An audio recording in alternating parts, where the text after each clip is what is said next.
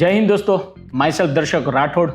આજે મારા માટે એક બહુ સ્પેશિયલ ડે છે અને મારો પહેલો પોડકાસ્ટ પણ છે.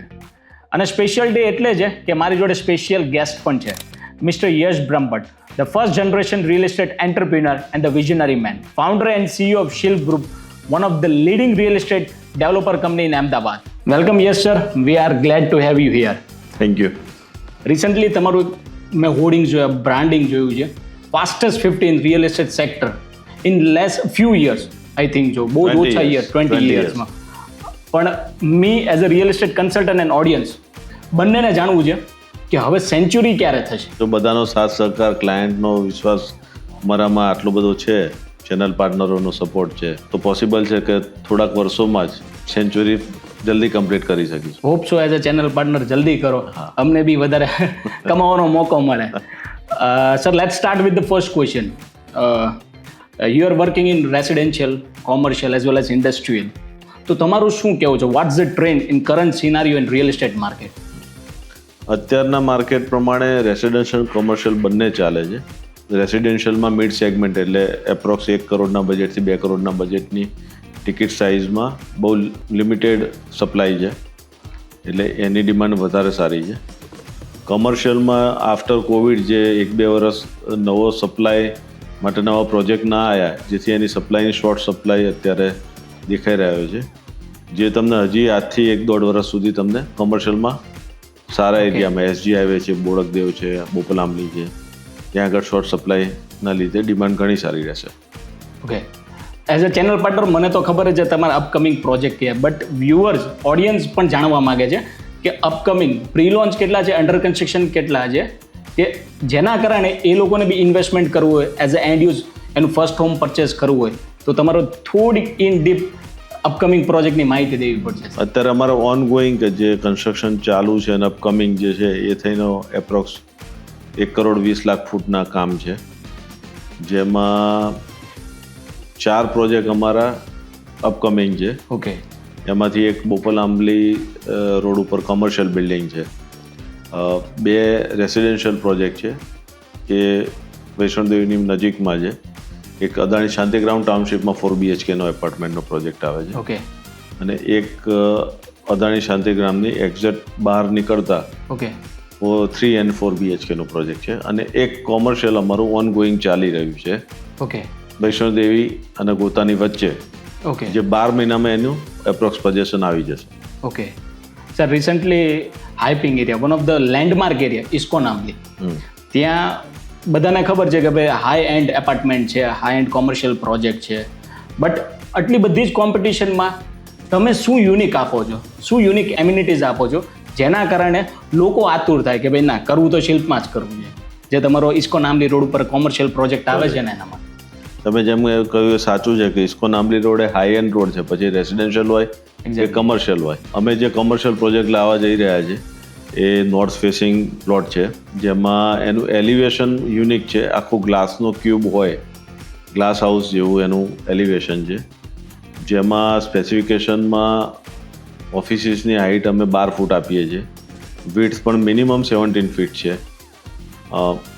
વચ્ચે એટ્રિયમ ખૂબ જ લાર્જ સાઇઝ, મોટી સાઇઝનું એટ્રિયમ છે, જેની પ્રોજેક્ટની બંને સાઈડ ઓફિસના ફેસિંગ પ્લાન કર્યા છે કે બેક સાઈડ ઉપર બંગલોઝ અને R3 ઝોન છે, ફ્રન્ટ સાઈડમાં BRTS રોડ છે, લાઈફ ટાઈમ ઓફિસ ઓનર્સને ઓપન વ્યૂ જોવા મળશે. ઓકે, G+11માં જે બિલ્ડિંગ ડિઝાઇન કર્યું છે, ઓકે, એટલા માટે મેં તમને હમણાં જ કીધું કે અત્યારે થોડાક વર્ષો કોમર્શિયલ માટે શોર્ટ સપ્લાય રહેવાનો છે, ઓકે, તો ઝડપથી બિલ્ડિંગનું પોઝિશન અમે આપી શકીએ. G+11માં જે બિલ્ડિંગ ડિઝાઇન કર્યું છે. ઓકે સાહેબ, as a real estate consultant we are working in many areas, but ક્યાંક ને ક્યાંક લોકો વૈષ્ણોદેવી લોકેશન ઉપર વધારે વેઇટેજ આપે છે, અને તમે પણ તમારા અપકમિંગ પ્રોજેક્ટ છે કે વૈષ્ણોદેવી સરાઉન્ડિંગ પેરિફેરીમાં છે તમારા પ્રોજેક્ટ, તો what you want to say about Vaishno Devi location, એનું ફ્યુચર શું છે? છેલ્લા 1 વર્ષમાં વૈષ્ણોદેવી એરિયાનો ડિમાન્ડ ઘણી વધી ગઈ છે. રીઝન કે જે SG હાઈવેની કનેક્ટિવિટી, બ્રિજીસ અને એટલી સરસ થઈ ગઈ, જ્યારે રાજપથથી તમારે વૈષ્ણોદેવી વિધિન 10 મિનિટ્સમાં પહોંચી જવાય છે. એક્ઝેક્ટલી. અને એ પણ ટ્રાફિકની અડલ વગર. પ્લસ ત્યાં બધું જ ડેવલપમેન્ટ નવું આવે છે, એટલે ત્યાંની આખો પ્રોજેક્ટની સ્કાયલાઇન છે બધા બિલ્ડિંગ્સની એ સારી જ બનશે. એક્ઝેક્ટલી. અમદાવાદ ગાંધીનગરનું સેન્ટર જેવું થઈ જશે. ત્યાંથી તમારે એરપોર્ટ છે, ચાંદખેડા છે, ગાંધીનગર છે, નોર્થ ગુજરાત છે, એ બધી કનેક્ટિવિટી બહુ સારી છે. એટલે અમદાવાદના એન્ટ્રન્સમાં સૌથી મોટું જે જંકશન કહેવાય તો એ વૈષ્ણોદેવ એ જંકશન તરીકે ઉભરે છે. ત્યાં મોટા મોટા બિઝનેસ હાઉસીસ આવે છે, કોર્પોરેટ હાઉસો છે, ઝાયડસ છે, એના જેવા બીજા 4-5 છે, અદાણી છે. કોમર્શિયલ પ્રોજેક્ટો બહુ મોટા આવી રહ્યા છે. એક્ઝેક્ટલી. અને જ્યાં કોમર્શિયલ પ્રોજેક્ટો હોય ત્યાં આગળ રેસિડેન્સની પણ એટલી જ ડિમાન્ડ રહેવાની કારણ કે વર્ક ટુ હોમ ડિસ્ટન્સ જેટલું નજીક હોય લોકો એવું જ પ્રિફર કરતા હોય. એક્ઝેક્ટલી. ત્યાં બધા સ્કૂલો, યુનિવર્સિટીઝ છે, એજ્યુકેશન બાળકો માટે. એટલે રેસિડેન્શિયલ એરિયા માટે પણ વૈષ્ણોદેવી ખૂબ જ સારો એરિયા ડેવલપ થશે. એક્ઝેક્ટલી. જેમ કે સાહેબ તમે શેલામાં બી તમારા પ્રોજેક્ટ છે રેસિડેન્શિયલ, વસ્ત્રાપુરમાં છે, ઇસ્કોન આંબલીમાં તમારું one of the iconic building છે. હવે તમારું એક વૈષ્ણોદેવીમાં પ્રી લોન્ચ બી પ્રોજેક્ટ આવે છે. હા, તો એમની થોડીક માહિતી જુદી. 2 પ્રોજેક્ટ આવે છે. એક અદાણી શાંતિગ્રામમાં જેના તો પ્લાન પાસ પણ થઈ ગયા છે. હવે રિસન્ટ થોડાક જ દિવસોમાં એનું રેરા પરમિશન પણ આવી જશે.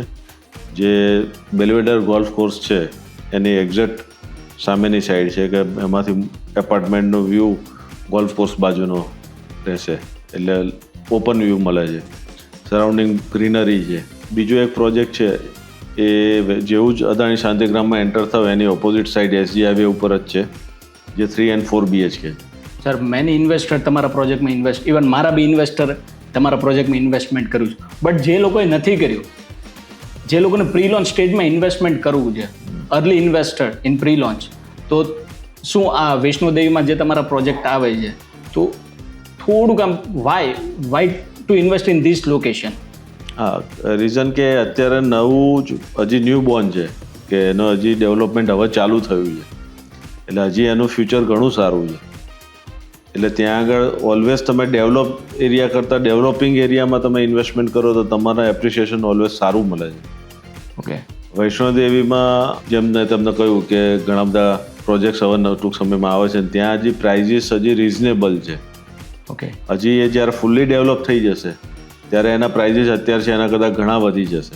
એક્ઝેક્ટલી. અને તમે અમારા દરેક પ્રોજેક્ટમાં જોયું હોય તો ગ્રેજ્યુઅલી પ્રી લોન્ચ પછી જેમ જેમ સ્ટેજ વધતો જાય એમ અમારા પ્રાઇસ ઇન્ક્રીઝ થતા જાય છે. એટલે તમે જ્યારે કોઈ પણ પ્રોજેક્ટમાં તમે સ્ટાર્ટિંગમાં જ ઇન્વેસ્ટ કરી દો લોન્ચ થાય ત્યારે તો તમને રેટ પણ સારો મળે છે, જેથી ફ્યુચરમાં એપ્રિસિએશન સારું થાય.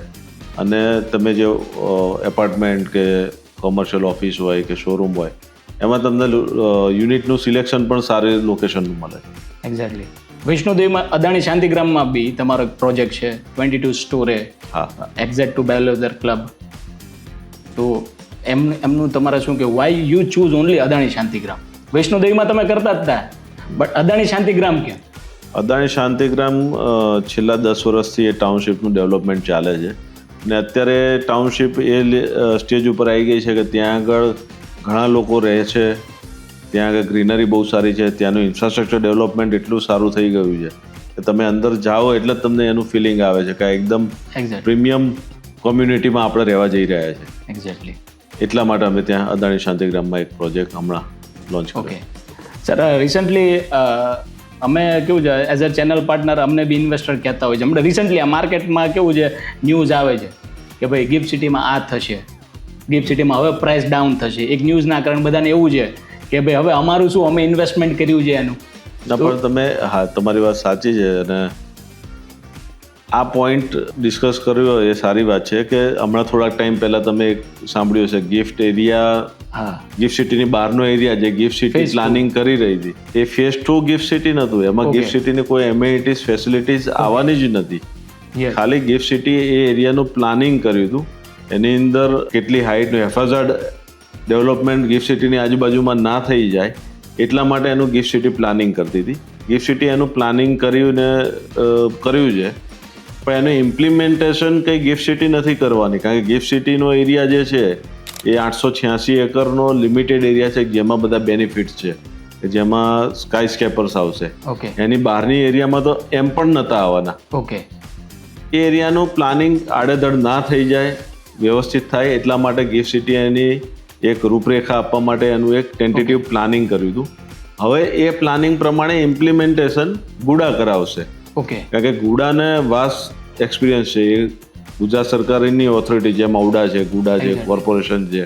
ગિફ્ટ સિટી એક લિમિટેડ એરિયા છે, એની જે services, utility, facility, financial benefits છે કે બીજા જે બી બેનિફિટ્સ છે એ પહેલાં પણ એ 886 એકરના ગિફ્ટ સિટી એરિયા પૂરતું જ સીમિત હતા, ઓકે, આજે પણ સીમિત છે.